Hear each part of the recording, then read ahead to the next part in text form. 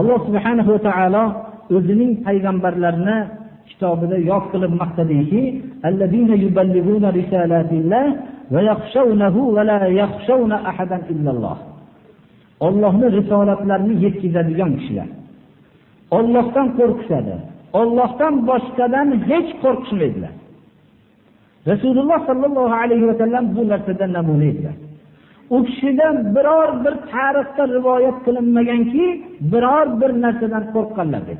Magar birinchi oyat vahiy nozil bo'lganda o'zlari bu vahiyning og'irligini ko'tara olmasdan birinchi marta zaif inson Alloh tarafidan vahiyni qabul qilishlik odati bo'lmagan holat bilan titragan holatda keldilar. Boshqa holatlarida rivoyat qilinmaydiki, u kishining biror bir narsadan qo'rqqan deyiladi. Magar Allohdan qo'rqqanlar. Allohdan qo'rqishlari shu darajadaki, shuncha amallari butun bo'lishligi bilan, shunchalik Allohning buyrug'iga muqayyat bo'lishlikda, bashariyat tarixida bunchalik taqvolik zot o'tmagan bo'lishliklariga qaramasdan, kechqurundagi mana tahajjudda o'qiyotgan namozlarini rivoyat qilgan ko'p sahobalar xuddi ichilaridan chiqayotgan yig'i qozonni qaynab turgan holatida tovush chiqaradi dedilar.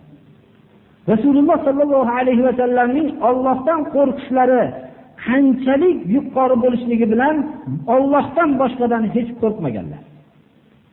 Mana bu sifatda rasuliga ergashmoqligimiz kerak.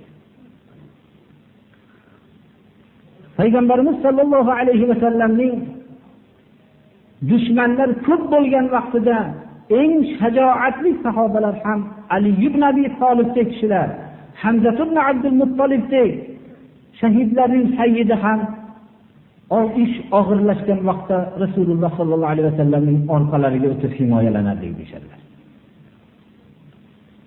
Payg'ambarimiz sallallohu alayhi va sallam Madinada bir qattiq tovush paydo bo'lgan vaqtda bir kishining otlarini so'rab, sahobalardan bittalarini Madinaning tashqarisiga xabar olib kelganlar.